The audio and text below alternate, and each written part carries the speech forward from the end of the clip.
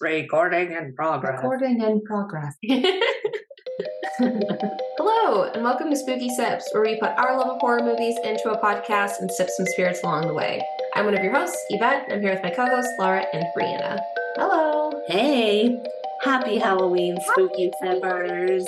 What a great day. Yes. So this year for Halloween, us Spooky Sippers, we always do a group costume with all of us. And we decided to go as Beetlejuice this year. And it was so much fun. If you haven't seen the photos, head over to our Instagram, SpookySipPodcast, and check them out. We did good. Everyone's costume turned out so good. Yes. I'm very happy with how they turned out. We had a party and all of our guests just loved it. Mm-hmm. Those who knew Beetlejuice, I was very sad about the number of people who did not know who Beetlejuice was. I honestly thought they were like lying. I was like, what do you mean you don't know what Beetlejuice is? Multiple people they were like, well, so what are you from Beetlejuice? They're like, I've never seen it. And one person I actually kicked out of the party. I mean, I wasn't serious, but I was like, GTFO, get out of my house. Yeah, get out of here. Get out of my house. You're done. So, listeners, if you don't know what Beetlejuice is, shame on you. Go watch it right now. Mm-hmm. But basically, it's the spirits of this deceased couple, the Maitlands, that are in their perfect little home just wanting to enjoy some downtime together. They die in a tragic car accident, and then a new, unbearable family moves into their home. They've realized they are ghosts, and they decide they want to haunt this new family. And they find, through various ways, this guy Beetlejuice who can help them with the job. Mm-hmm. And that's what the movie is about. So go watch it if you haven't. Yeah. So classic. Mm-hmm. So classic. So obviously we've all seen it before. Yeah, right. We had all seen it. We'd all seen it together before. There's a reason we picked it for Halloween this year, and it's because all the costume design on the movie is great. Do you remember the first time you watched the movie? I don't remember the first time I watched it, but I do remember watching it as a kid. Okay. So I was young when I watched it. And the reason I remember that is because there are certain parts of the movie, and now it was made in 88, right? Yeah. So now it's a little bit dated and it's a little bit cheesy at times, but as an adult, like I can kind of just appreciate the artistic value. But as a kid, some of the scenes really scared me. Yeah. Some of the scenes when, Beetlejuice or Snake becomes Beetlejuice. Becomes Beetlejuice. Like, some things really scared me. So I think I was probably, I don't know, I want to say like 10, maybe. Okay. That would be scary. Maybe. I can't believe this movie is rated PG. Oh, I know. I think ratings have changed. Yeah. And I'm like, it may not have been that. Yeah. Yeah. Mm-hmm. But yeah, so it was in 88, which is a great year. That's the year Brianna, was born. Great year. So I think I remember the first time, or at least one of the times that I watched it, because I was really little. Matt was not born yet. So I had to have been, my brother, under 7. Mm-hmm. And I remember I loved the characters and like all the costumes in it, that like when they go through the doorway into like the land of the dead, I just remember I loved like all the costumes and like, cause the receptionist, Miss Argentina, which Yvette went as Miss Argentina, and did she pull it off or what? It was amazing. I remember how much I loved her outfit and her hair. Oh my gosh. So yeah, I remember that being what stood out to me. Yeah. I think I watched it like later in life. Like I probably watched it for the first time just a few years ago. Oh, okay. So yeah, it's one of those where it's like, wait, why hadn't I watched this yet? Like it's Tim Burton. Right. It's good. Like I mean, I loved it, but I was an adult when I watched it for the first time. Yeah. No, I'm glad you mentioned that it's Tim Burton, because as we were talking about just the look of the movie and how things are, it's that classic Tim Burton feel. Yeah. Just with kind of the quirky sets and colors and shapes of things. Yeah. It's like everything is a little off.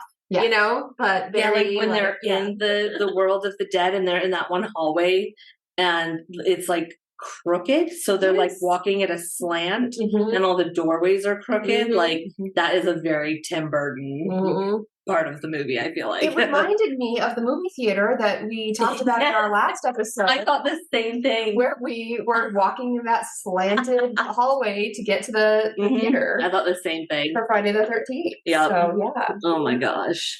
The classic I love it. So, really, the movie starts out with our first and kind of the main deaths. Yeah. Yep. Yeah. No, we get them right off the bat. Yep. They're alive for what, 5 minutes? Yeah. Honestly, I think yeah, that's it. Yeah. Because you kind of explained in the intro, there's this couple, Adam and Barbara, and they get 2 weeks off, but instead of going somewhere, they want to stay home. And then we've talked about this many times on our podcast where people can die. Yeah. And we're fine with it in the most horrific ways possible. Yeah. It's okay. But do not kill a dog. Right. No, oh, yeah. So I think this is probably what started my love for this movie and realizing it was going to be great because Barbara and Adam are driving their cute little yellow car. Little Volvo. And they just had run some errands. So they're, I think, on their way home and they're going over this bridge and this little dog is in the road. Yep. So of course, Barbara swerves to avoid the dog. Yeah. But because they're on this narrow bridge, she just goes right through the wall of the bridge and their car is like teetering. Yes, teetering. Yes. Teetering. It's teetering. It's with the dog holding up the weight. Yes, the dog is the one link. keeping their life. And this sweet little dog is in like, his little paws. Okay, see ya. Thanks, I'm out. And they fall to their death. And then you see them, I love this part, like you see them go back home. Yeah. And like, as the audience, we don't really know either what has happened. No, we're like, well, wait, why are they going back home? So I think us and the Maitlands think they're just back home. But there's a few weird things that happen. Yeah. You know, that like they can't see their reflection in the mirror. At one point, that Barbara she goes too close to the fireplace and all of a sudden her fingers light on fire. And then she just blows them out. Like it doesn't matter. And then they're like, wait, how did we get here? Yeah. Do you remember coming home? Like they're kind of realizing that something's off. Exactly. And then they see this book. The book for the recently deceased, not diseased. Deceased. But doesn't he That's the joke. Yeah. At first he read it. That was perfect. Book for the recently deceased. And she's like, so Adam reads it as diseased. And then Barbara's like, that's deceased. Yeah, I didn't even, that wasn't even intentional. I mean, of course that was intentional. Yeah. Right? Like, and he opens it up and he kind of looks through it, but he's saying that it reads more like a manual. Like, it's, very long words, very clinical and right, exactly. And that's when Barbara is kind of like, Adam, I don't think we made it through that crash. Like, I think we're dead. Like, part of what them, I think, discovering that they're dead too is that he tries to leave the house. Yes.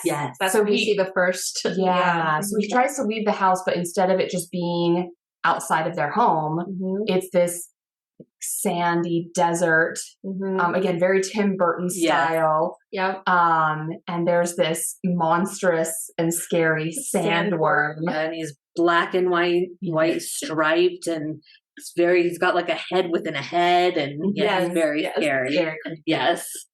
And there's just, I think part of what makes this movie so good is not only is just the visual effects from Tim Burton, but also the music. And I just ran to grab I got a record of it and I wanted to confirm that it was Danny Elfman who did the music. But it's so perfect and just sets the tone for the movie of being like a little spooky, but more like silly and whimsical. Yes. Oh yeah. Exactly. I think we kind of talked about it when we watched the movie, but the premise is really sad. Yeah, it is. Like this is a comedy and you're mostly just laughing through it. But when you actually think about the plot, it's a really sad story. No, I mean, it's a story about death, right? Ultimately.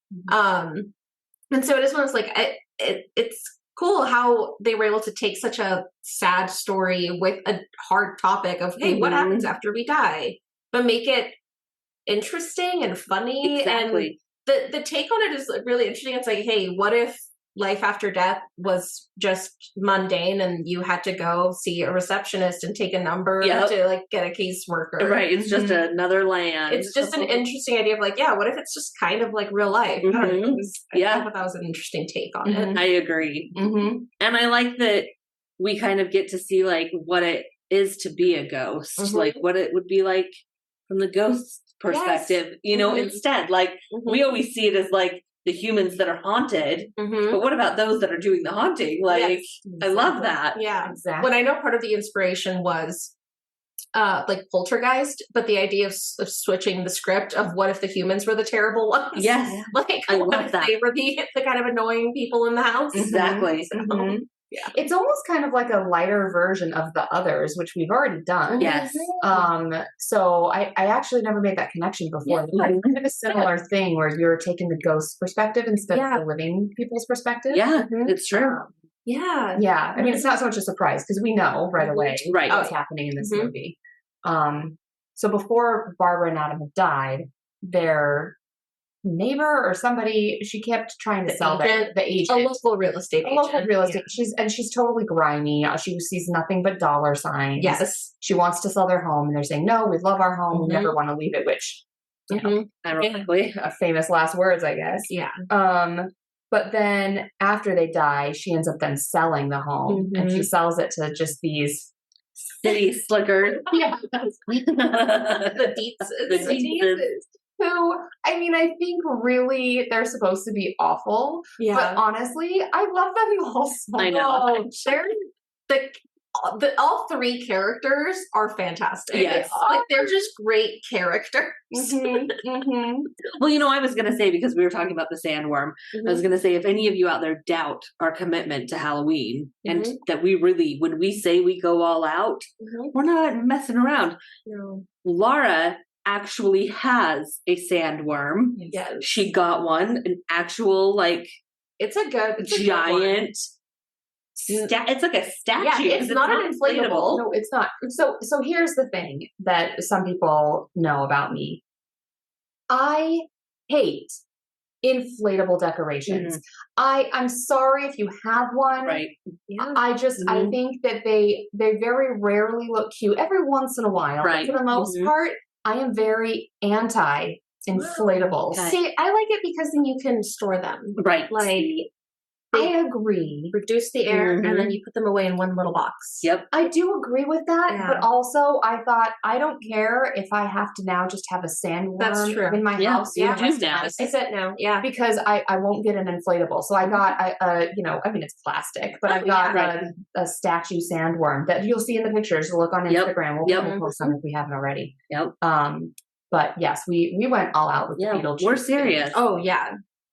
All right, so I think we should talk about the Dietzes now. Let's talk about the Dietzes. I love every single one of them. So they move into the house, and just the minute they get there, we get to learn about each of their, like, character and personalities. Yes. We've got the mom. Yes. She is Delia Dietz. Yep. And she is played by Catherine O'Hara. Who, if you're, younger, you probably know her as Moira from Schitt's Creek. Yes. Which she does a phenomenal job in that show, too. Not scary, but one of the best shows ever. Yeah. And she is just this eccentric artist. Yes. She's a designer. She does sculpture and pottery and all of these, her fashion is always wild. On point and wild. And you can tell she's unhappy about leaving the city. Yes, very. Immediately she's like, house renovations then, if you're going to force me to be out here. Yeah, she even moves in her friend Otho, who is the designer, and so that they can redo the house together. So he also, he also there's a fourth. Yes. Yeah. And she is married to Charles Dietz, who is this just like Christmas sweater wearing, khaki pants, peace and quiet, and wants to live in his wood library style study. Look at the birds outside of the window. Just some quiet. As I get closer to 40, I find myself really appreciating birds. And they joke about it, right? You know, people joke about as you get older. Sure. Bird watching thing sneaks up on you, you know? All of a sudden. You are even wearing a sweater today, Laura. So lady sweater today. It's cold out there, you guys. It's a cold one.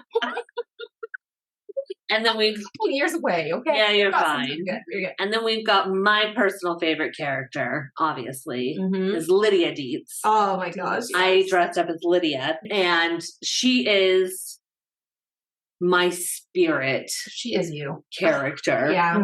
My favorite line from her is, I too am strange and unusual because I too am strange and unusual. You are. Yeah. And I just love her. I think my favorite quote from her is somebody says something about like you're just in a dark room all the time. And she's like, okay. Charles says, "Oh, we can make you a dark room in the basement." Oh, she says, "My whole life is a dark room." Exactly. I think I've said that. So she's so good. So she's Winona Ryder. Yes, of course. A very young Winona Ryder. Yeah, perfectly.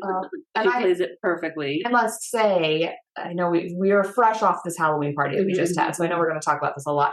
But Brianna, you just looked so much like her. Oh, your makeup, you nailed it. your attitude. The wig. I know. God? Yes, the wig. And I even got a Polaroid camera to carry around all night to snap pictures of people. Yes. It was amazing. No, we pulled off the characters. Laura and her husband dressed up as Barbara and Adam.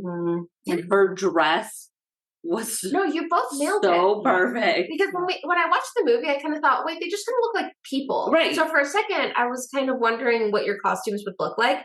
But you were in costume. Yes. You guys nailed the look. And it's funny because her husband is bald. Yeah. And he had this hair. I could not handle him. I couldn't take it. I think it's only it was amazing. It was amazing. So normally he has a bald head, but like a very nice full beard. Right. But he shaved. So my husband commits. Yes. Partially because I make him, but so he shaved his beard, but then put on the wig. And I did not. People came to the party and they didn't recognize either of us. Yeah. Well, they didn't. Well, mine was obvious. Oh, right. Because I was blue. Right. Yeah. So now we need to talk Matt about. was in a shrunken head. Yes. And my husband was Beetlejuice. Oh, yeah. Oh, good. Yeah. So I feel like my costume looked exactly like Barbara, but was easy. Right. Brianna had to put some effort into the personality, but your commitment to your costume, y'all, you need to go look at it. It was attention to detail. Amazing. There's a lot. I mean, you had this beautiful teal skin that you did, which actually looks like the color of our drink. It does. It's matched identical. Oh my gosh. You dyed your shirt sleeves to have your some mesh.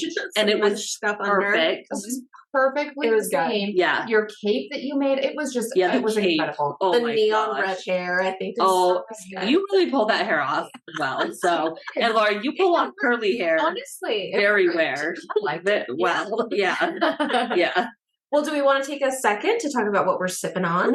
Let's see, because we're talking about the beautiful color of it. So we did sort of a half version of a recipe I found that was kind of like a Beetlejuice margarita. Yeah. So it's just 1.5 ounces of tequila, 1 ounce of I say blue curacao. Curacao. I thought it was curacao. I don't know, but I said curacao. Well, there's the so maybe it's curacao. Goatee. I'm probably the one that's been saying it wrong this whole time. So the blue stuff. Yeah. Yeah. 1/2 ounce of lime juice, 1 ounce of pineapple juice. We forwent, right? It's I would say the past forwent. tense to forego. It would be for good. For good. No. We forgoo. We did not forgoo anything. The glitter. You forgooed a lot by the end of the party, but that's a different story. Drug. So yeah, we did not do the green glitter, and we didn't do the the salt rim, but we put them in these beautiful skull glasses with these stripy Beetlejuice straws. Oh yeah. Yes. So we have those, and then we also have pina colada ghost popsicles. Yes. So that are very good. Part of the movie, they do this. They get possessed, and we'll talk about that in a little bit. But when they get possessed, they're singing this very, to me, feels like just this very kind of like tropical. Yeah, I would agree. So music. I would agree. And so that makes me think of pina coladas, 100% ghosts. Yeah. There's the connection. Yeah. Oh, I agree. So there are multiple today. Yeah. And now it's a party. Yeah, exactly. It's Halloween. It's actually Halloween, you guys. Yeah, which is my favorite holiday. So it's the happiest time of the year. yeah, agreed. Yeah. So the Dietzes move in. Yeah, the Dietzes move in. And they run while they're touring the house. Adam and Barbara run up to the attic and lock themselves in there. So the Dietzes have not gone in the attic, and they're kind of just hanging out up there. And while they're up there, they go into the other land now, or it's pretty soon. Yeah. So they do. So they find the handbook, but they aren't sure what to do. I think they actually try to just scare the Dietzes away first on their own. Yeah. So they, and this was actually this was a costume change that my husband and I had during the party, where they just cut holes in sheets. Yep. And they go to try to scare the Dietzes away. And they are making these like moaning sounds to be like ghosts, like woo. And this is my favorite part of the movie, where Lydia is in her bedroom and she can just hear the moaning, and so she goes over to the wall and she like pounds on the wall. She's like, knock it off, and she's like, I'm a child, for God's sake. Well, and then she has another fantastic quote after they come out of the bedroom with the sheets on. Lydia sees them, right, and realizing that they're not able to wake up. Wait, what's her name again? The mom's name? Delia. Realizing that they're not able to wake up Delia, and she says, "Oh, she's sleeping with Prince Valium tonight." Yes. I loved that. Which was something that when I watched this as a kid, I never understood. No. Just over your head. No idea. The line, because it was just very memorable, and comedic. Like in the moment, you could tell it was funny. I was thinking, what prince was she? I could not figure it out. Yeah, what does that mean? But now I get it, obviously. But yeah, she sees the sheets, and she realizes, she takes pictures of them on her Polaroid, that they don't have no feet in the pictures, and she's like, well, wait a minute.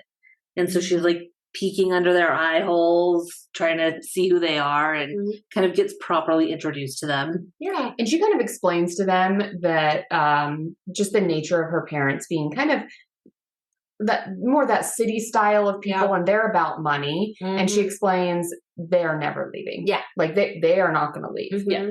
Or you're going to need to do more than, moaning and sheets. And also Lydia can see them. She can, and we think we learned that a little bit later. She can fully see them. Right. She sees them even though they're in the sheets. Yeah. But her parents cannot see them. No. Yeah. And that's when she's, at some point when she's explaining this, that's when she says that line, people don't see the strange and unusual unless they choose to, but I myself am strange. Yes. So anyway, so after that situation, then the Maitlands decide to go consult with their caseworker. That's what it is. Yeah, that's when they go into the land. So they draw a chalk door on a brick wall, and then they knock on it and say something, and then the door opens. I think it just knocks. If you knock 3 times, because the number 3 is repeated a lot. Very big in this movie. Yes. Yeah, and then the door kind of opens with this misty green light through it. You can tell it's spooky. And that's when they go into the reception area. Yeah.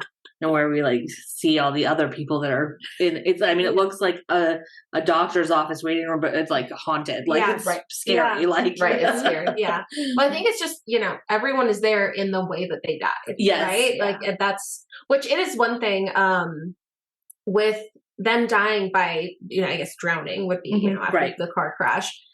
Tim Burton did consider having them be wet because technically they would be wet. Be. That's what I thought. They should be. I've always wondered that. But they decided not to do it because it would just be too difficult and uncomfortable to have them be wet in every scene. I also feel like that would just be so hard to film. Yeah. Because you'd have wet spots probably from where they walked and stuff. So they decided to not do it. Yeah. Okay. I understand. I understand, but I also think it could have been kind of cool. Or maybe even if they were just wet when they went into that land. Yeah. Maybe they could have done that. Like when they crossed the barrier to the living, the undead, like they could have just been wet back there. Could have been some funny moments too. With that could have worked. Them always being wet with everything that they do. Yeah. So. No, I totally, I think that could have been really cool. Because I agree, everyone else is clear how they died. Right. Although, some people ended up being, as Yvette dressed up as Miss Argentina. Some people ended up being blue or different colors. Or some people ended up being extreme versions of what their death was. Yeah. Versus others looked. So it's there wasn't a lot of rhyme or reason. Yeah. It's fine. It's all art. That's the whole point of the world. Yes. Exactly. Yes. Exactly.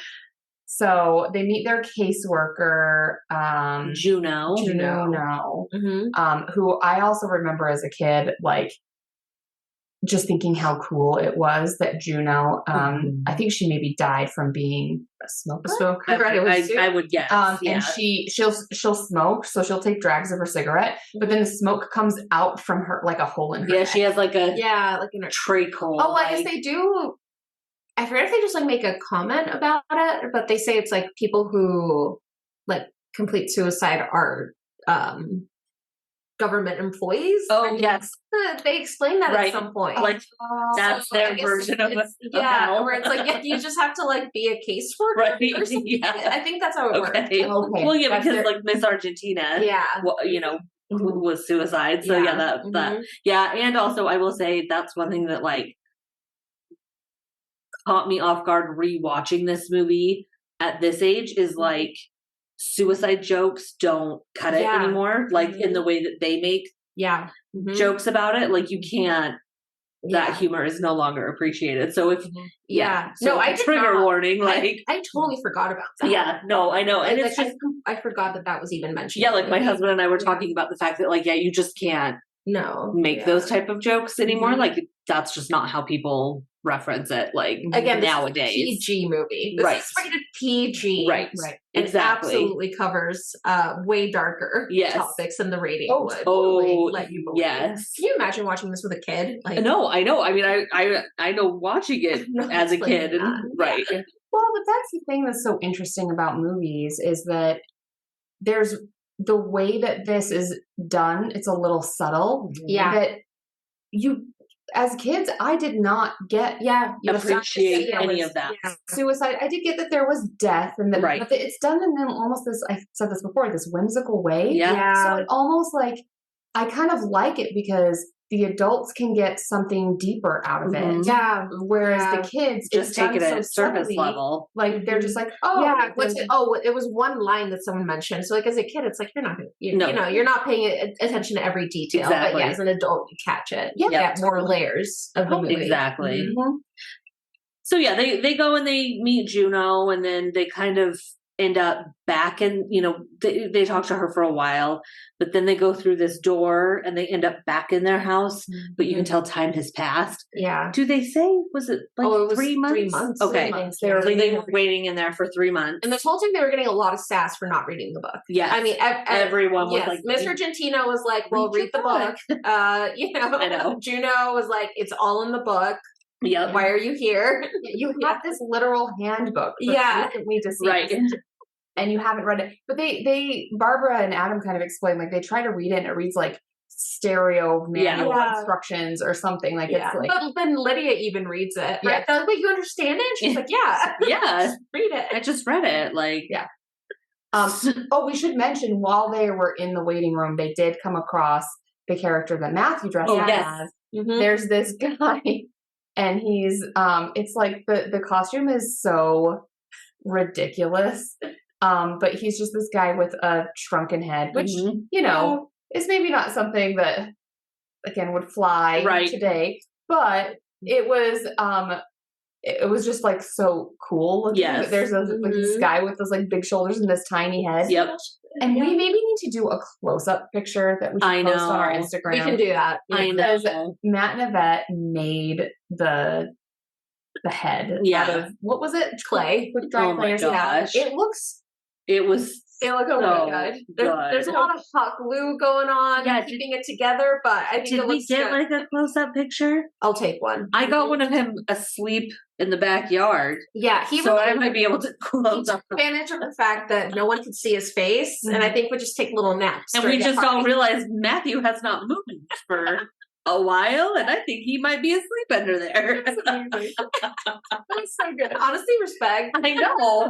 Something to keep in mind if you like taking little naps during parties. Okay, so they're back in the house, and the Dietzes have like redone the whole, or Delia really, and Otho have redone the whole house. Just like the most ridiculous decor. Yeah, it is absurd and obscene. Like I don't know how. It's like obscene modern. I don't know how to. It's like what someone in the late 80s would have thought was modern. Yeah, definitely. And that is a wild, but then also tacky. Yes. Oh, definitely. Yes. So it was amazing. And so Juno tells them, like, you just need to try harder. You need to be scarier. Read your manual, and then come back. You know, in 100 years or something. Like they do practice how to be scary. Right. So they are able to, just as ghosts, as you know, people that are not alive, they're able to kind of manipulate their non-bodies in a way that, you know, us humans cannot. So they like pull apart their faces and they make it all scary, which you'll again we'll look at pictures of us on Instagram. But your guys' commitment to the costume change, amazing. That was my favorite moment of the party. So my husband and I are dressed up as the human version of Barbara and Adam. And then after a little while, we went and we did a costume change where we kept the same costume, but we put the masks on. And as we came out, it was almost like I was a celebrity. It was. Like the crowds parted for us. They did. The crowd went wild. Everyone turned. Everyone was like, oh my gosh, that's amazing. It's really hard to breathe in those costumes. You got applause. I scared a child. You did. You scared the shit out of a child. Yeah. And no, she didn't care. It must be later than I did. Yes, they made up. But no, it was so their masks or whatever, their faces were pretty scary. But like nothing is working. Yes. And so I think it's not until their possession scene, right? When Delia has guests over. Well, are we thinking about when we finally meet the titular? Yeah. So I think that's slightly before the possession. Yes, I think so. Yeah. Okay. I think at that point they're like, we need help. And I think they had already seen his like weird commercial. Yes. They had, yes. So we should explain. He had a weird commercial. Adam is a super nerd, and he has made a model replica of the town that they live in. Like identical to their town. Yeah. So this is up in the attic where kind of Barbara and Adam are like hiding out because that's the only place that the Dietzes cannot go. Yeah. Just because they don't have a key. It was like, break down the door, you guys. It's your house. But anyway. I feel like that just tells you the type of people that they are. Right. They're like, who cares? Yeah. So in this model replica, they see like signs of something's happening. Like there's a light blinking. Yes. And so they go to check out what it is. And there's this like miniature Beetlejuice guy. And he's hanging out in their town. And he is so funny. It's too much. He is like Michael Keaton absolutely nailed this character. He is so well. It's so good. Well, and even before, so the commercial that comes on their like TV or something earlier, we don't know it at the time, but he's in the model. Right. Because you see the foam grass and everything. So that gives us like a little bit of a hint about the fact And then Juno later mentions, like, I think he's hanging around, Yes. like, near you guys. So I think the idea is, like, Beetlejuice has been, like, stalking them, and he's, like, been waiting for his moment to come out. Yeah. He needs someone to say his name 3 times so he can leave the world of the dead and come into the world of the living, which is his goal. And that, like, you were just talking about, like, he's in the model. And it's something that I have to live with my whole life. But Jaden quotes that line all the time where he's like, nice fucking model. But he doesn't actually swear, does he? Yes, it is one of the very, very few PG-rated movies that gets away with saying fuck. Oh my God. I was here just quoting the line that Jaden, because Jaden will be like, come on, next fucking model. And I was thinking, wait, Jaden must be misquoting, or I must be misremembering, because there's no way he could say it. But he does. No, ratings were different. Yeah. So, okay, there's kind of like a fun fact with this one. So first of all, Michael Keaton nailed the character. He helped design he came up with the visual. I heard that. Of Beetlejuice. Perfection. Like, he told them, like, oh, I want you to make it look like I have, like, mold growing on me, and, like, get, like, clothing from a bunch of different time periods, because he's kind of supposed to have been around for a while. So he designed the character. He also ad-libbed, like, 90% of his lines. Did he really? He just made them up. So with that scene in particular, as it was written in the script was that Beetlejuice kicks the tree, but the tree doesn't fall. But when they were filming, he kicked the tree and the tree fell over. So he looked to the person who made the set and said, nice fucking model. And then grabbed his crotch twice.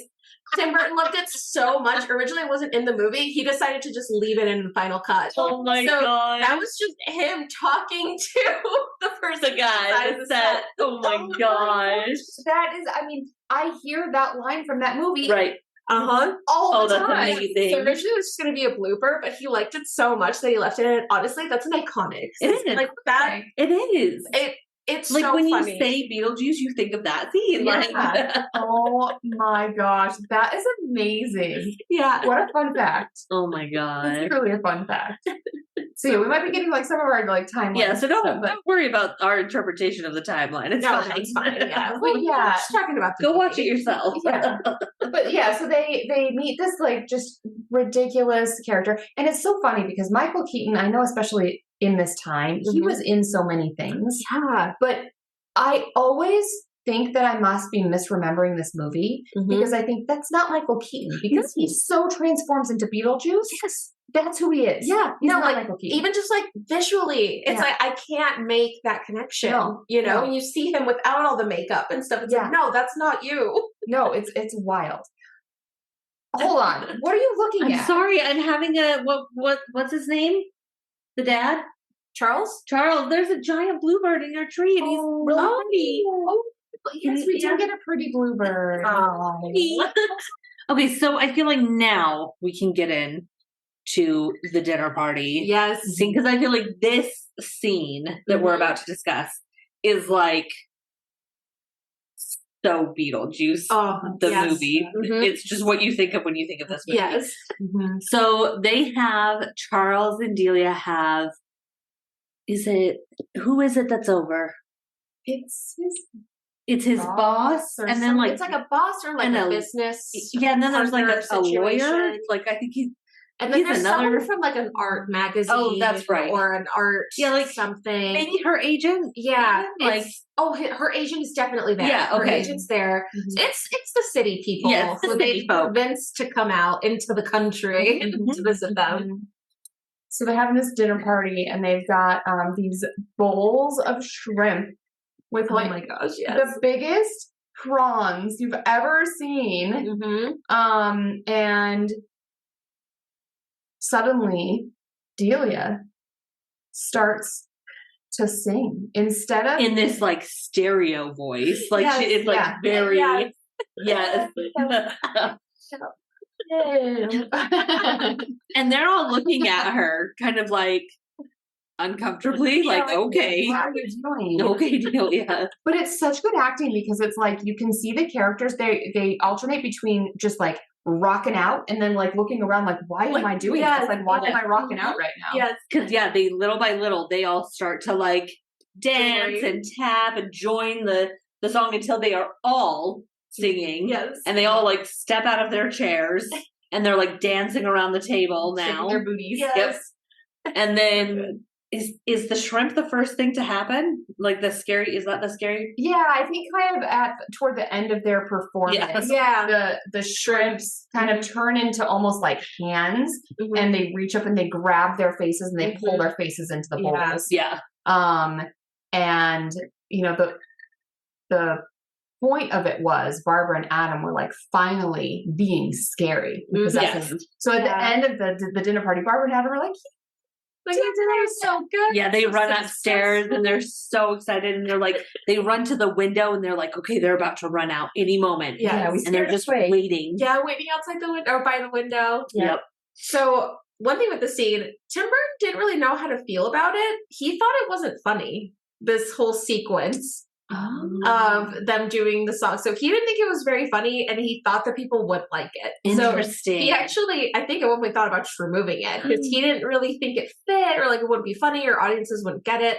Luckily he kept it in because it is like absolutely iconic. And the song was going to be different, but it was Catherine O'Hara who recommended the music be Calypso. Perfect. And I think that was again, the right chef's kiss. Yes. It's so funny. And it is kind of like out of nowhere, but it fits that like the characters, like they aren't scary people. Right. They would think that would be scary. Right. Right. No, totally. They're not going to do like this, you know, violent or aggressive music. They're going to do this like Adam and Barbara would think that just like they dancing, I guess, to a weird song. Yeah. And the strange enough. Well, they probably thought that the shrimp part was like, that's it. Holy cow. Aggressive. That was so intense. Like, but yeah, none of them were scared. In fact, they're all like, wow, this is amazing. We're going to come back. Like, because Linnea goes up and knocks at the attic. Yeah. She's like, they want you guys to come down. Yeah. And they're like, what? Because of course they see it as dollar signs. Yes, they're going to be famous now. They like to have this be a thing. It's an attraction. Yes, exactly. That they can have people come to, and their guests are super impressed. Right. You know. Yep. Yep. Oh. But then in the meantime, they already called Beetlejuice, but he hasn't. So they thought about calling Beetlejuice. They met him. They go out into the mall. They realize that he is not the best person. He's too vulgar to help you with. Yeah, I think Barbara's like, I don't want Lydia to have to deal with him. To be around him. Yeah, to be around him. So they met him, but they didn't use him. Yes. They ended up leaving. Okay. Yes. Yeah. But I think because they had said his name a few times, that kind of opened the door for him to like be like, well, I don't care if you hired me, I'm coming in anyway. Yeah. Yeah. I'm trying to remember, when does he officially come? He comes officially when Lydia goes up.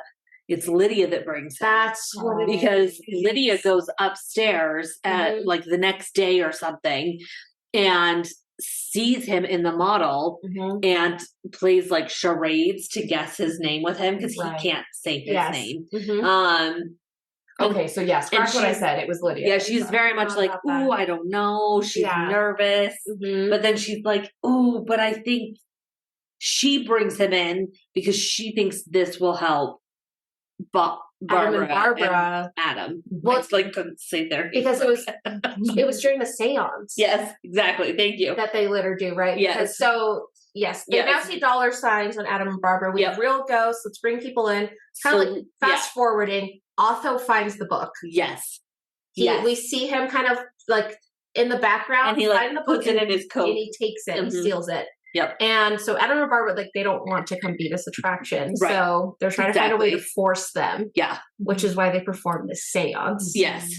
And he starts, so it's kind of like skipping ahead, right? But he recites it, and then we see first Barbara disappear and filling out her wedding dress. Because that's what they use as like the personal Their wedding clothes was all they had left. Yeah. So we see Barbara come first. And she's like levitating. Yeah, floating. I remember this part scared me too. Oh, yeah. This part scared me. Like this was the only part that scared me. It's just so sad. I know, because she looks so pained and anguished. They bring her they bring her back. She levitates and she looks like Barbara, but then she is like rapidly it's not even aging so much as disintegrating. Yeah. Becoming a dead body versus a spirit. Yeah. So then Adam comes up to into his suit, and like I think he goes to like reach for her hand, and it's just like crumbles. And I think her shoe like falls off. Her little shriveled foot. Yeah. So sad. Yes. And you can tell that Alpha doesn't know how to stop it. Right. He's like, when people are like, okay, that's enough. Oh, this isn't funny anymore. Like, here's the thing. They're kind of, I feel like it's more that they're naive. It's not that they're evil people or bad people. They're just kind of self-centered. They're just kind of self-centered. They're just kind of a little bit shallow on the surface. Yeah. I think that's more what it is. Exactly. They're not malicious. No, they're just a little naive and self-centered. Exactly. For sure. Yeah. 100%. So that's when Lydia goes upstairs to get Beetlejuice. I think she asks, can you help them or something? Yeah. She's like, okay, yeah, sure. And I think he mentions at this point that he needs to get married. Yes. He's like, well, to his thing is like. Well, okay, so it's that he can only come to the earth for like a job. Yes. But the only reason he can stay is if he gets married. Oh, so he says, I will help them.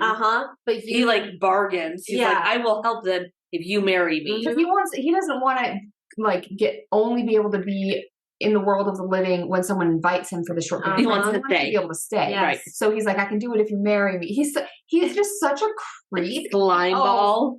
He's just constantly like vulgarly hitting on people and like it's so. And again, rewatching this in the year of our Lord 2023, and like it probably wouldn't fly that she's 16. Yeah. And he marries like her. At most, like at most, maybe 14. I don't know. She's a young teenage girl. But Lydia agrees to it because she's like, yeah, like it's fine. Just come help them. Yes, whatever. Let's do this. She doesn't like. She's a child. Yes, right. I think just every scene with Beetlejuice is so freaking iconic because I think this is when he appears as almost like the carnival. Right, and it starts with attention, Kmart shoppers, as he's like coming out of the. It's so and his good. arms are they're ready to like roll out, and they're like then the hammer, like the festival game, Chester strain. So then, he uses his now like inflatable arms to like punch the parents out of the room. Like they're friends. Oh, okay, they're right. The friends. Parents, no, you're right. The friends. The parents are forced to be like the witnesses. Oh yeah. Okay. So the friends are shot out of the roof and they're gone. Yes. And then the statues is when they like come alive to come and hold the parents during the keep them in the wedding. But Adam and Barbara are safe. Yes. Right? They're no longer decaying. Yes. But Beetlejuice, they want to try to stop this wedding with Beetlejuice and Lydia. So Beetlejuice sends Adam into the model. That's what it is, yes. And then he sends Barbara into the sandworm desert. Right. So, like, they're alive. Oh, not alive. They're back to their original ghost form. Yeah, they're now. Yeah. Ghosts, but they're in, I guess, danger, right? Because Beetlejuice is then trying to go forward with the wedding. Yeah. So then their outfits change to the red wedding outfits, which if you don't know what we're talking about, just Google it. It's iconic. Like Lydia in her red wedding dress, and then Beetlejuice in this amazing suit, like black and white striped suit. Which we should say because we've talked about everybody else's costume. So. Brianna, your husband was Beetlejuice. Yes. Just because I feel like he is Beetlejuice. He would be. He's not so. Here's the thing. He's not sleazy. But he's like funny and like raucous. What is the word I'm trying to think? Effervescent. I don't know. He's just kind of funny and like outgoing and like. I don't know, like silly and charming. Yeah, but he's like the best parts of Beetlejuice, but not any of the worst parts. Exactly. Yeah, I think that's the right way. I think so.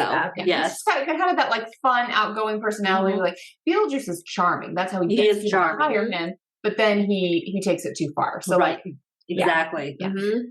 Yeah. So then they begin the wedding, and they've got the parents. Basically like, what's the word I want to say? Trapped. Thank you. Trapped in the statues, and so they're doing the wedding, and then we see the fire. I thought that was a really cool effect too. The fireplace like opens. I remember loving that. Yeah, like scene. that's such a cool effect. You see the fireplace like lift up and widen into, again, that kind of like, it's like at a weird angle, like, and then you see just like this creature come out. This little guy. This like this little guy. Little guy with a large head. Yes. Like, this looks like an alien. He is almost like an alien, and he's the priest. He's officiating. Yeah. Mm-hmm.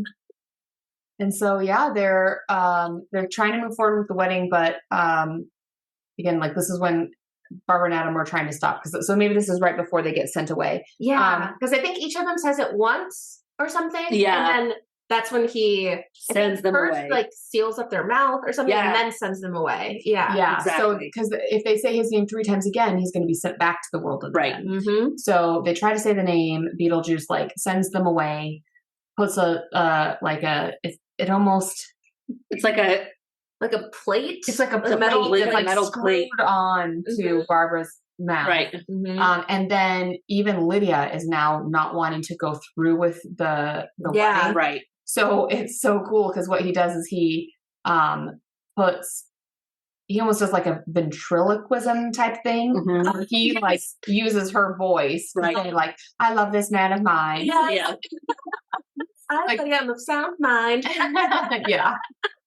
So good. Oh. And then it's the sandworm. Right? Yes. So Barbara comes busting through the walls Save the day. to save the day, and she is riding like a cowgirl. Is like riding the sandworm. Yes. Like amazing.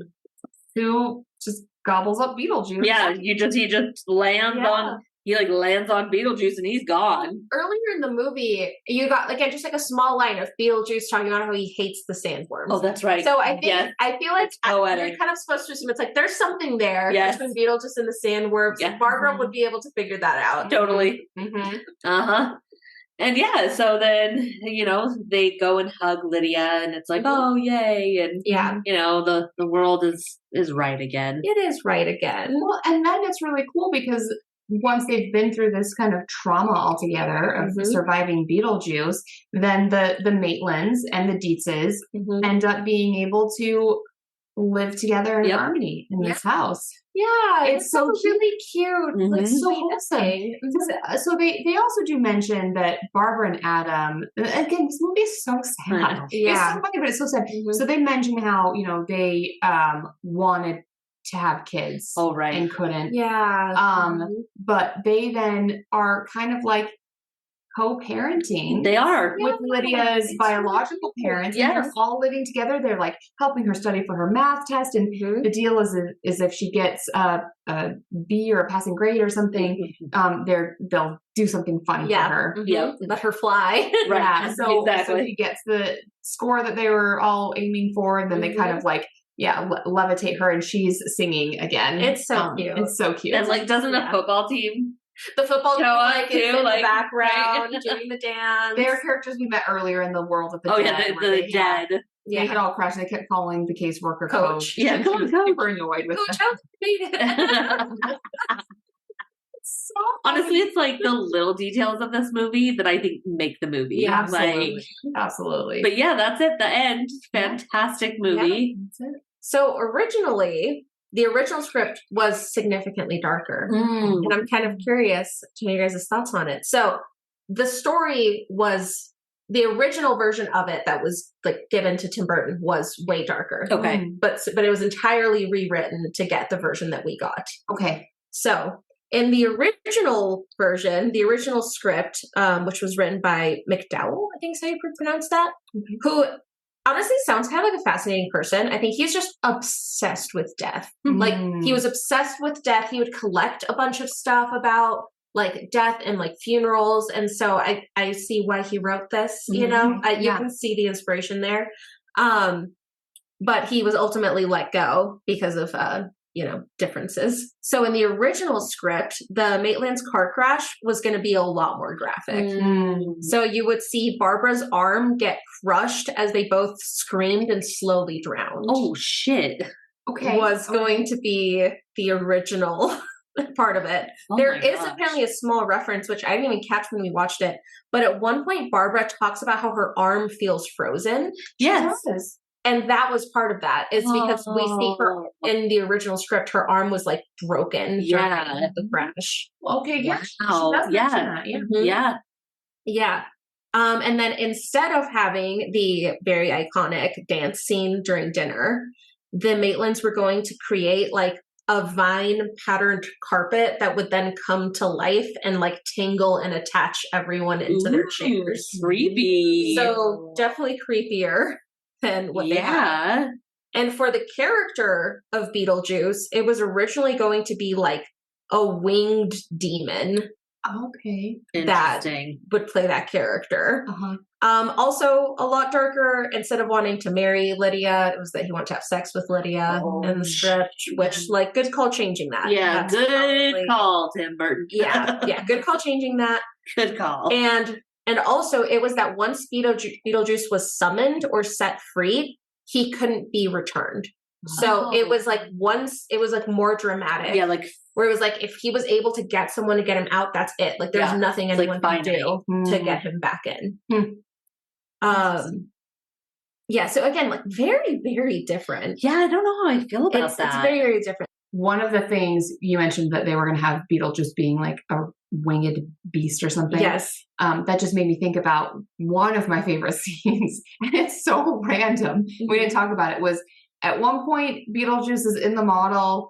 And I think Barbara picks him up and she's trying to like scold him for being bad. Right. Yeah, scolds him for being kind of just like a piece of shit. Yes. So she picks him up and he's like the size of a fly. Right. And she picks him up and she's like, "You stop that!" And then he puts these spikes into him. So he's like this spiky ball. And she's like, "Ooh," like to coax her. And so then he's just like wandering around in the model with this like inflated, like spiky ball outfit that he's wearing. And he like goes into this thing where he literally it's like girls, girls, girls. Oh, yes. And it's like really kind of like this, like, I don't know if it's like a whorehouse or what. Right. They say that's, I mean, Juno is the one who came up with it, right? She's like, that was my idea. Yeah. Try to distract him. Yes. Like, it's so funny. It's just, I know. It's just so good. Okay. So then there were also two other endings. Oh. Okay. One, which again, probably good they didn't go with, was that in the end, Lydia would die to join her friends in the afterlife. Oh, okay. So I think it was like she would die in a fiery blaze. So I don't know what they mean by in fire, but something would happen. And I think the idea was that that would be a happy ending, that she would end up with Barbara and Adam as like a joining your friends in the afterlife. And they decided to quickly nix that. Yeah, good because call. that's probably not a good thing to show people. Right. As like, oh, actually, this is a happy ending. Good call. And then the other one was that I guess kind of like the exorcism, like the ritual would be more successful and destroy Beetlejuice. And somehow the Maitlands would end up being transformed into miniature versions that could move into the model. Huh.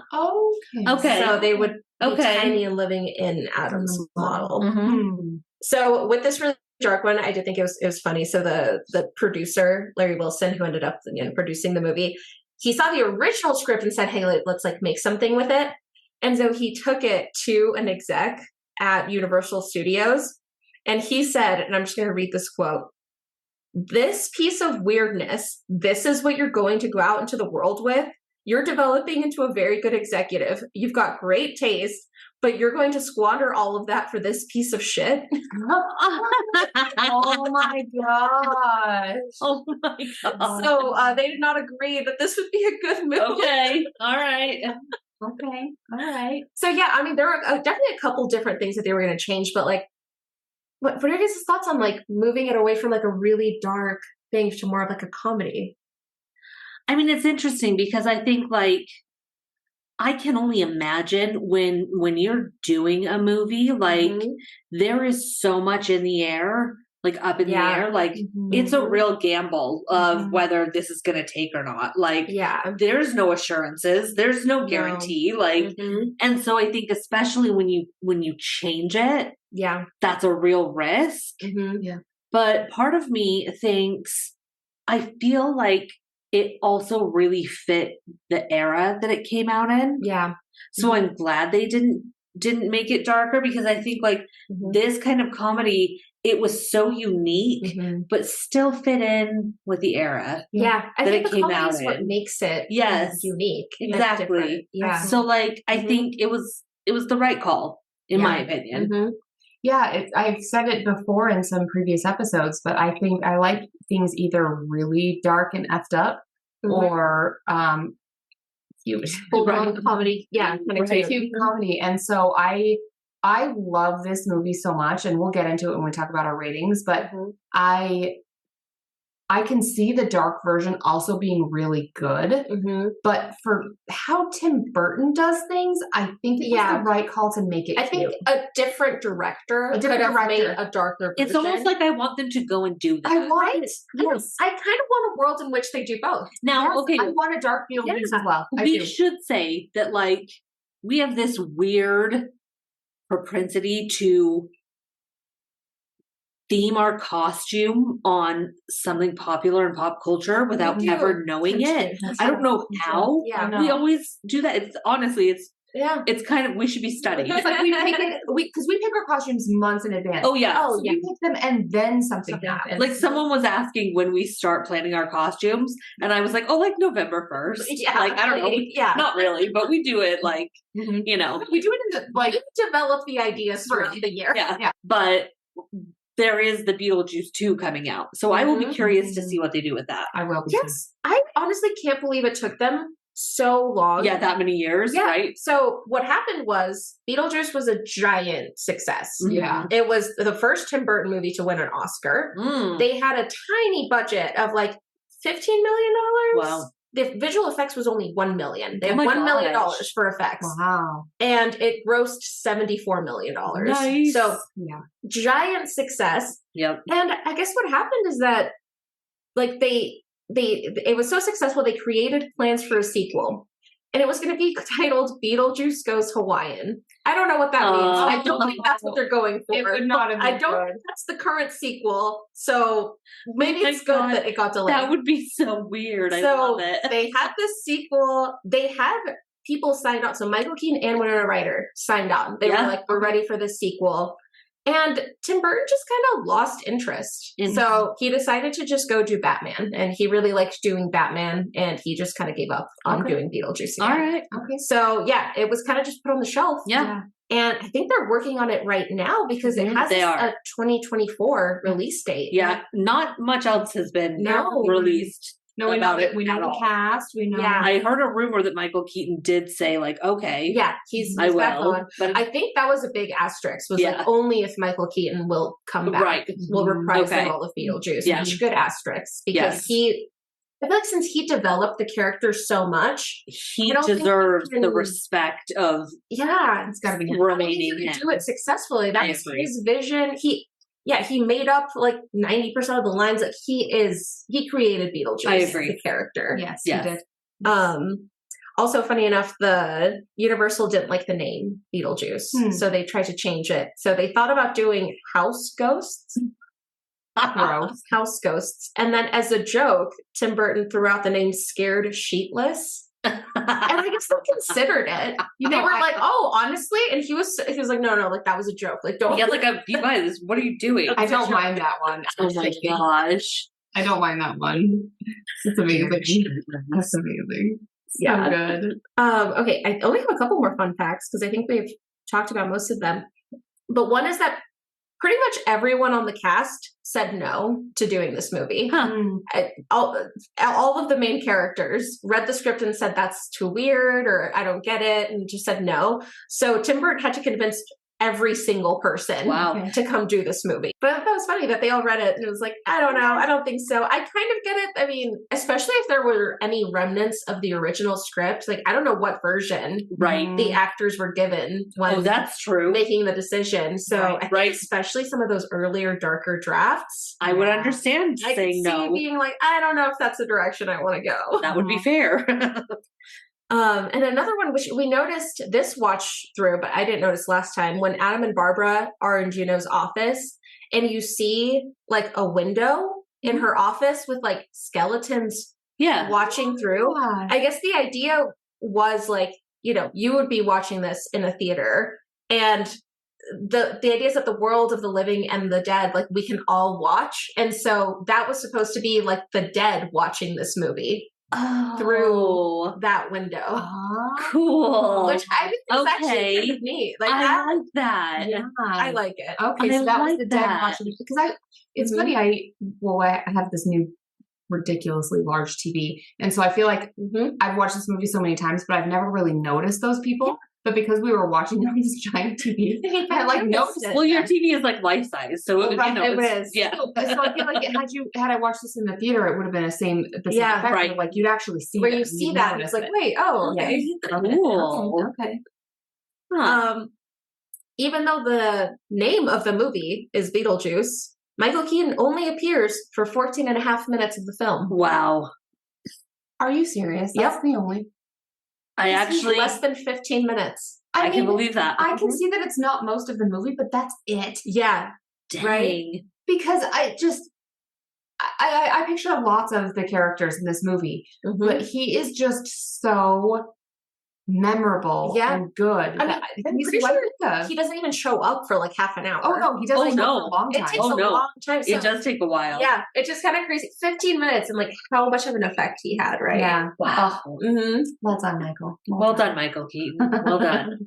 Okay, some other ones are, this was the first DVD sent out by Netflix. Oh my gosh, that's cool. The good old days. Happy. Yes. And that was all the fun facts I had. Those are pretty good. So is it time to get into some psych? I say we do it. I say we get into some psych. All right. Just remember, folks, she is not a real doctor, but it's okay because they are not real people. Yes. And in this case, most of them are dead. Exactly. Speaking of, let's talk about humans and our thoughts of our own mortality. Oh, that's my favorite subject to talk about. Let's just keep it into it. Let's just keep it light Yeah. today. Should we phone my therapist in? Yes. So special guest. Special guest. All of our therapists. We have a therapist. So yeah, just a little light topic. Really, this is very existential. It's a little bit psych, but it's a little bit existential. So humans are unique in that we can actually conceptualize our own mortality. So the thought is that most other living creatures do not think of their own mortality. But this threat of mortality really leads to some pretty big defense mechanisms. Yeah. So it's cool. I was reading all these studies where they've done MRIs or like functional MRIs where there are certain parts of our brain that activate when you connect the thoughts of death and the thoughts of yourself. They activate, and it's almost like our brain physically has these mechanisms to stop us from connecting thoughts of ourself and thoughts of death. Wow. It's like we put these blinders on. Yeah. Because it goes against the survival instinct that we have. So really, most of the time when we think of death, we think of it in relation to other people. Now, we know we're going to die, but it creates this almost kind of like existential crisis. Yeah. Where you can't connect those two pieces. So while we can rationally accept the fact that we will die, we also think of it more like, oh, that's going to happen to the other guy. Yeah. So because this is such like a conflict with what we do to live, thinking about our own death, the only way to cope with it is really like denial and distraction. Okay. So we do things to distract ourselves. We work hard. We have children. We get busy. We talk about an afterlife and things like that. Yeah. Because we really try to distract ourselves from our own deaths. Start a podcast, just the usual. Right. Start a podcast. Here we are. So I feel like that's what this whole movie is about. The fact like coming to terms with your own death and what that would be like. Yeah. So it's just kind of interesting to think about those thoughts. But here's the problem, though. Uh-oh. Death is not a problem you can solve. No. Yeah. It is not something that will go away. And it's really, there's so much more I could get into, but I know like we don't have like all the time in the world. But because death is never something that you can fix, you can fix a lot of things. Yeah. With yourself, with your mental health, with the world, but you cannot fix death. It will not go away. Yeah. There's no self-help books about death. No. Right. It's like that, like she's joke, like no one gets out of here alive. Hong Kong. A nice fucking model. But because of that, the need to escape it never goes away. So it leads to just this, you know, constant, it's this like dichotomy of, you know, trying to live your life to the fullest while also realizing that you will just then die. Yeah. It's actually really fucking depressing. Yeah. I remember being like 11 or something. And I remember just like cleaning the house. And it was one of those where like, I remember that thought like entered my, like I think I was sweeping and then I was like, oh my God, one day I'm going to die. And like, that's it. Like, I was like, I just realized that, you know, and it's like, that was like such a weird thing where it's like, well, of course I was 11, so I never thought about that. But it was like, all of a sudden it was like, oh shit. Okay. Yeah. It's going to happen one day. Yeah. No, it's so funny because I don't have very many strong, like full photographic memories, kind of events in my life. But I do of the first time I realized I was going to die. It was in our bunk beds. We were living in Rochester, New York, and I was in the bed and I was trying to fall asleep, and I just tried to picture nothingness. Yeah. And I was like, when I die, it's just nothing. There's no, because for me at the time I was thinking, well, okay, if you know, heaven or afterlife doesn't exist, you're just nothing. And I was like, and that's one of the theories that goes behind this existential thoughts of death, is trying to bridge that gap of that dichotomous of you try to find meaning in your life, but then you also realize it's then over. Like, what the fuck is that? Yeah. Nothing matters, really. Right. Is the point of my psych. Yeah. It's a really positive. No, I had a very similar experience. For me, it was New Hampshire when we lived there. And for me, this was the ages of like preteen ages, like 9 to 11, I think. That's when New Hampshire. It was. And I was really scared of the house that we lived in New Hampshire. Well, it was haunted. Yeah. So my room had this rose wallpaper, and then it had these red lights. And for the time, this was very like ahead of its time because the light had like a swirl in it. And I feel like now those kind of bulbs are everywhere, but they weren't back then. But like I would leave that one on to like sleep at night so I could like not be in the dark. But for almost the entire 3 years, I would just have this like repetitive experience of like going to fall asleep and then just imagining like, what is death? And I would cause myself to then experience a panic attack. I now know that's what it is. But like I would get so freaked out at the idea of being nothing, like you were saying, but then also being something. You're something enough where like you're just, I used to just think of like your brain just floating in space and like how fucking terrifying that is. And, you know, that's why I'm now in therapy. So like, you know, but yes, similar vibes. No, I think it's one of those universal experiences of living life, but also understanding that one day that's then over. And I think this movie does a really good job of trying to grapple with, I mean, they do it in a way where it's almost like once you're dead, you have this new life. Even Juno explains like they're going to live in their home for 125 years. Right. When they can get out. So it's almost this, you know, new experience and timeline that they'll have. But it's just one of those things where everyone kind of at some point is going to go through those thoughts of your own death. And it's terrifying. So that's a normal thing. There is, though, if you take it to the next level, there is something called thanatophobia. And that's the intense fear of death or the dying process. Or in other words, death anxiety. So that's like that. So everyone, it's very normal. Right. Realizing you're going to die, thinking that's scary. Because the thing is we don't, no. Mm-hmm. So because we cannot have what's the word I'm trying to think of?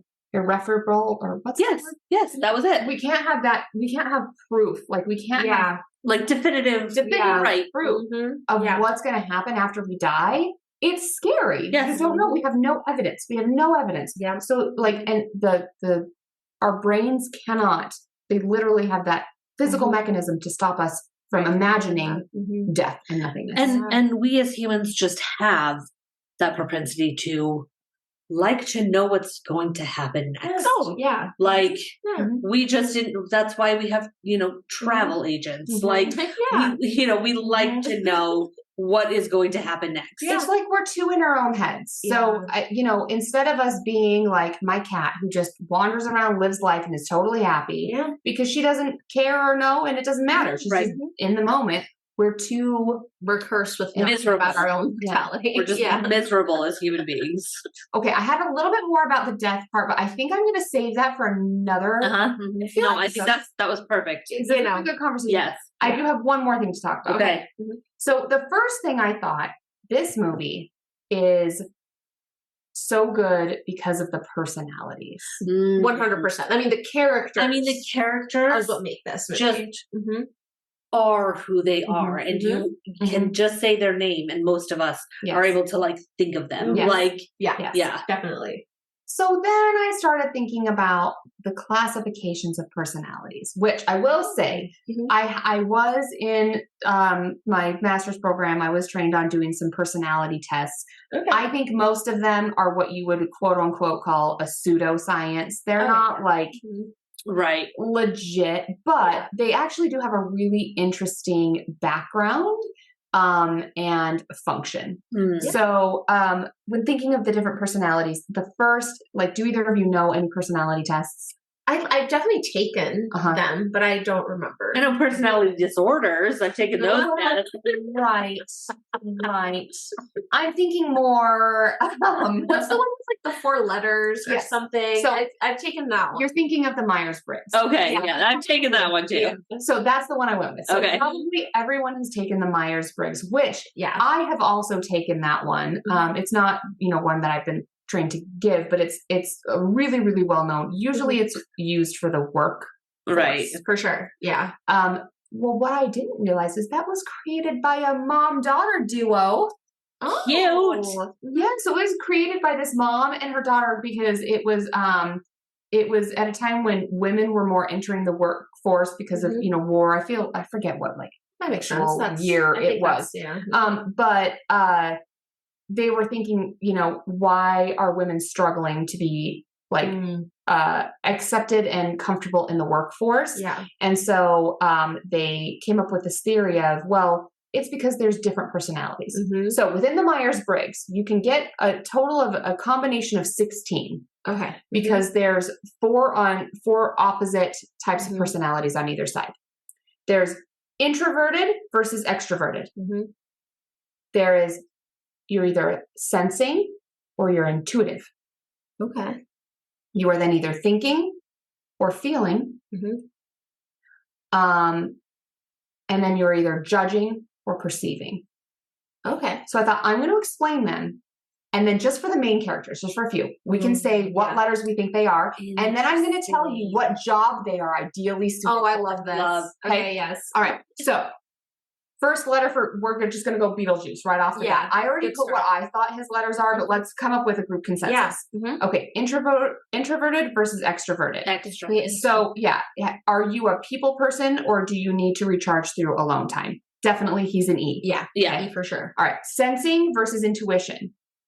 You are more of an S if you gather and process information. So do you methodically make decisions or do you go on gut instinct? I'm gonna go with gut. I think he's a gut. For sure. I don't think he thinks about this for too long. Thinking versus feeling. So this is based on how you make decisions. Are you driven by logic or do emotions guide you? Emotions. 100%. Yes. Okay, so far you're matching what I came up with.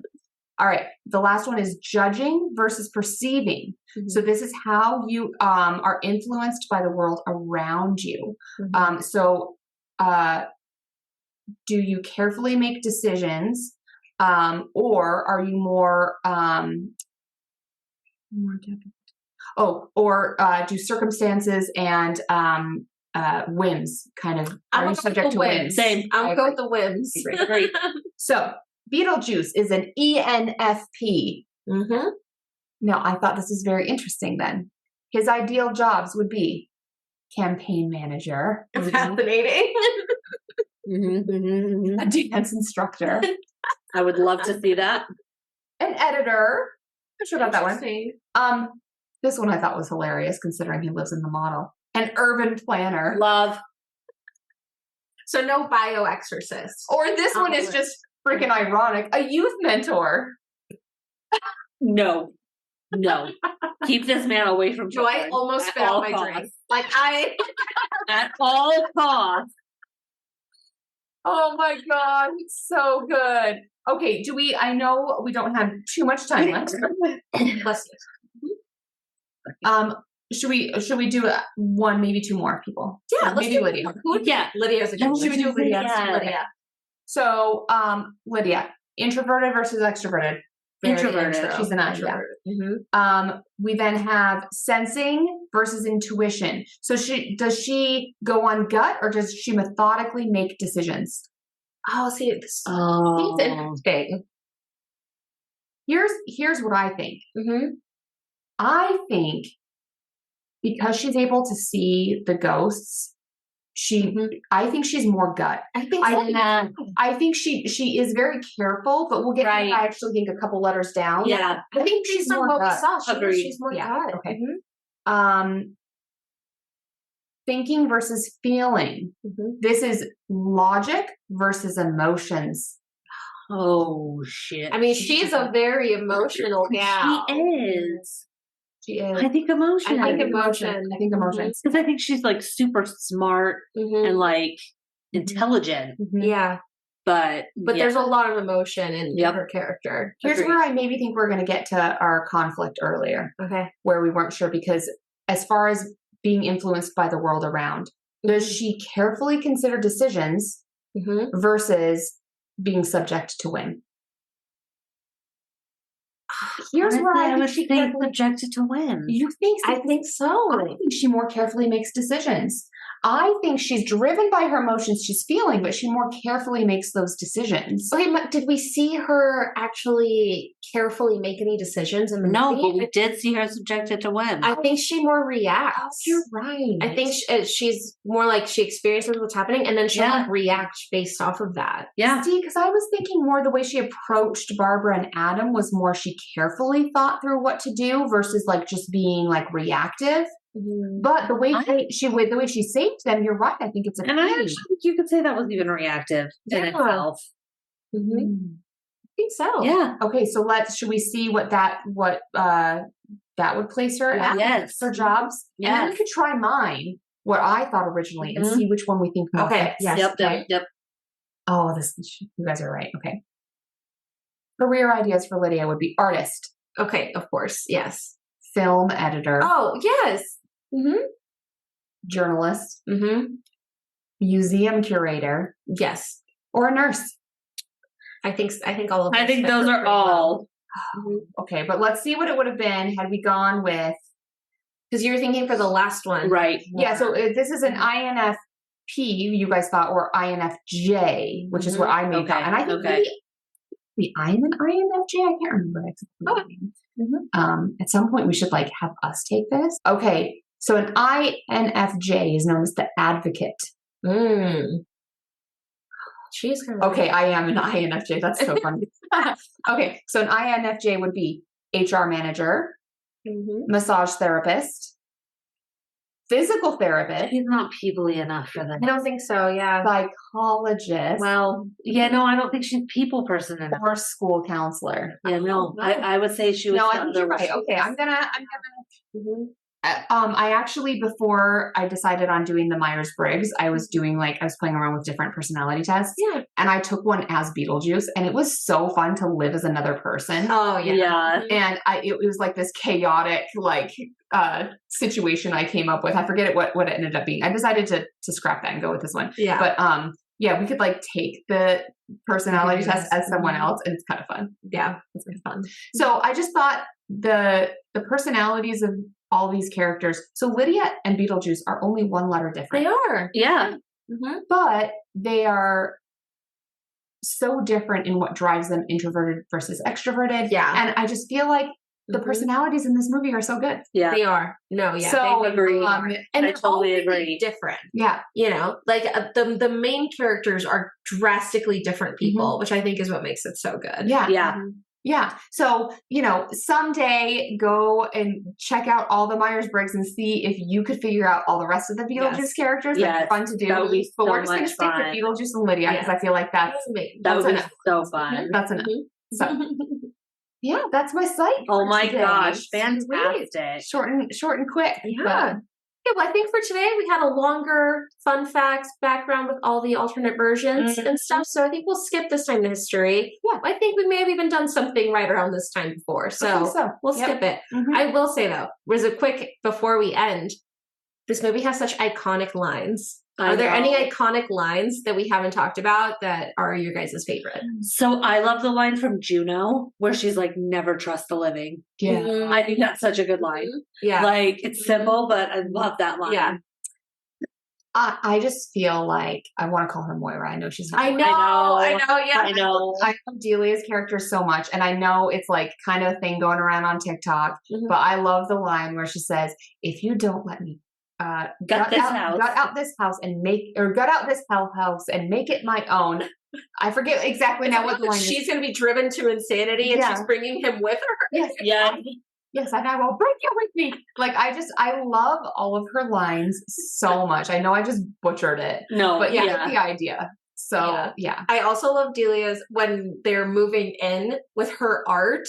When it traps her for a second. She's like, this is my art and it is dangerous. And just the way she says it. I want to meet her someday. Yes. I know. I mean, I know the 2 episodes ago, or maybe it was last episode. I don't know. I was too drunk. But I know I was raving about Kevin Bacon, but really, I love Catherine O'Hara. I know. No, she is Catherine. I know. If you would like to be on this, anytime. Literally anytime. Would love to have you. Anytime. We will make it happen. Yes. Or Winona, anyone really. Anyone from this movie. Yeah. All right, sippers. So we are very excited for next time. We haven't given our rating. Oh shit. What am I doing? Back up. Hold the phone. Back up. Scratch. Hang on. All right. So here on Spooky Sips, we don't give stars.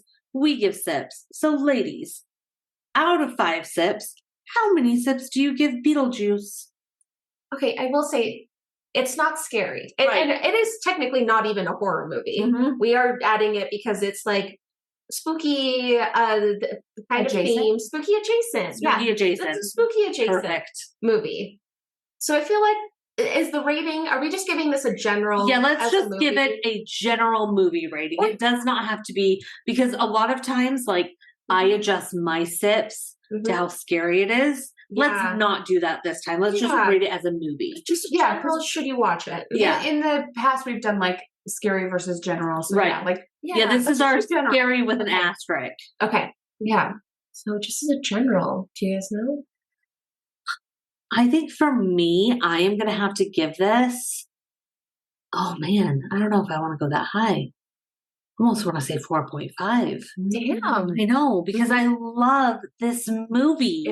There is something about it where I will stop what I'm doing when it's on and I will watch it, which I feel like it draws you in for a lot. And there's so many things I could say as to why I love it, but I think that it is a quintessential movie. And what I mean by that is it takes us into the world of the dead. Oh yeah. We get to play pretend and be in that space. And I love that. So yeah, I gotta say 4.5. Damn. Okay. Yeah. I wasn't thinking that high. I think I'm going to go right, like just below. I was thinking of 4 for mine. It is an absolute must-watch movie. Also, like bonus points because I think it's only an hour and a half. Exactly. And I love a 90 minutes. Us on Spooky Sips love a 90. 4.25. Like 4.25. I like that. 4.25. Yeah. So I know we already did it if you haven't been to my bathroom, but Spooky Sippers, if you haven't been to my basement, I have a movie watching room. And in it, my husband and I carefully curated several movie posters. And we had to pick our top 5 movies of all time. Yeah. To put the movie posters on our wall where we watch our movies and spend the majority of our time. Yep. Beetlejuice is on there. Yep. Yeah. It's one of the few movies that's on there. Yeah. So I will say if I was rating as a horror movie, I think I'd give it like a 4 because it's a great movie, but not scary. Yeah. But I have to say something about this movie. It like gets my soul. It's the cheese. It's just so I'm so dichotomous. Speaking of like lots of death and life, like I love the really dark, scary, awful horror, but I also love the super cheesy, like wholesome. I love it. So this movie to me is a 5. This is a 5. I love this movie so much. I love it. So it's a 5. Okay. Yeah. All right. High overall. Yes. Yeah. So if for some reason you haven't seen it yet, So let's see what happened based on our party interaction. First, get the hell out of my house. Second, go watch it. And then you can come back. And then you can exactly. Yes. So next time on Spooky Sips, we are watching a great movie. I personally love it myself. It's called The Skeleton Key. Yes. Has our girl Kate Hudson in it. It's got that southern spooky feel. It's perfect November scary movie. Yeah. So good. So if you haven't seen that yet, get watching and get sipping. And we'll see you next time on Spooky Sips. Bye. Bye. Bye. Thank you for listening to Spooky Sips. If you enjoyed this episode, don't forget to rate, review, and subscribe wherever you're listening. To stay up to date on all the spooky things we're up to, follow us on Facebook and Instagram at SpookySips_podcast. And if you want to help support the podcast, consider buying us a coffee, or really a cocktail. We are completely independent, so every little bit goes a long way to keeping our podcast running and improving. Thanks again for listening, and we'll see you in 2 weeks.